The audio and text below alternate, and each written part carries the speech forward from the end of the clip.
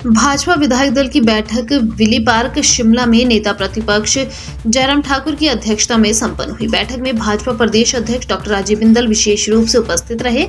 बैठक की जानकारी देते हुए विधायक रणधीर शर्मा ने कहा कि विधायक दल में 2 प्रस्ताव पारित हुए, जिसमें प्रधानमंत्री नरेंद्र मोदी को तीसरी बार प्रधानमंत्री एवं राष्ट्रीय अध्यक्ष जगत प्रकाश नड्डा को दूसरी बार केंद्रीय मंत्री बनने पर बधाई दी गई। दूसरे प्रस्ताव में लोकसभा चुनाव में जिस प्रकार से भारतीय जनता पार्टी ने 61 विधानसभा क्षेत्र में जीत दर्ज की, उसके लिए भाजपा के देवतुल्य कार्यकर्ताओं का आभार भी प्रकट किया गया।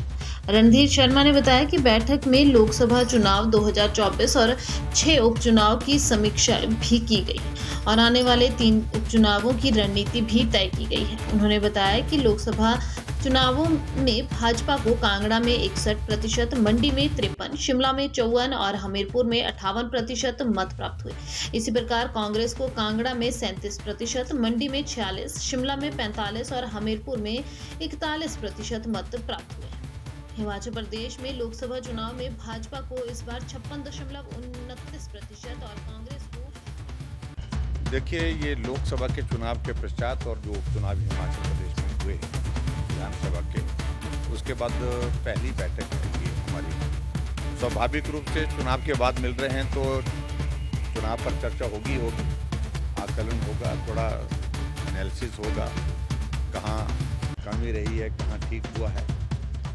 लेकिन मैं इतना जरूर कहना चाहता हूँ, जो आप 4 सीटें कांग्रेस की जीतने की बात कर रहे हैं, या मैं इस तरह से इसको कहूँ कि हिमाचल प्रदेश में 4 सीटें भारतीय जनता पार्टी ने लोकसभा की जीती, जिसमें से 1 सीट कांग्रेस के पास थी, कांग्रेस से हमने छीन ली है, मंडी लोकसभा। और 6 उपचुनाव जहाँ 6 के 6 विधायक कांग्रेस पार्टी के थे, 6 में से 2 हमने छीने हैं, तो हमने तो हासिल ही किया है। 4 लोकसभा तो हमने जीती, जिसमें 1 का हमने इजाफा किया, पहले 3 थी हमारे पास, उपचुनाव में हार गए तो जिस सीट को मंडी की, और उसके पश्चात 6 में से हमने 2 सीटें कांग्रेस से छीनी है। कांग्रेस का नंबर कम हुआ है। अब मुझे सिर्फ इतना ही कहना है कि 68 सीटों में हिमाचल प्रदेश में कांग्रेस पार्टी 61 सीटों पर हारी है, 10 मंत्री इनके हारे हैं। और मैं इस बात को लेकर के हैरान हूं कि उसके बावजूद भी जश्न मनाया जा रहा है। 68 में से 61 सीटों पर हारने के बावजूद कांग्रेस जश्न मना रही है। ये इनकी सोच का एक जो है वो दिवाला, जिसको मैं कह सकता हूं, दिवालिया क्या बोलते शब्द उसका, दिवालियापन जो है वो हो गया है। लेकिन मैं इतना जरूर है कि ये कहना चाह रहा हूं कि शायद उनको ये लगता है कि लोकसभा के लिए तो हमें मालूम था, लेकिन हमको तो प्रदेश की सरकार बचानी थी। सरकार फिलहाल बची है, लेकिन फिलहाल ही है। आने वाले समय में सरकार की बचने की संभावना है। इस तरह की चीजें बहुत कम देखने को मिलेंगी।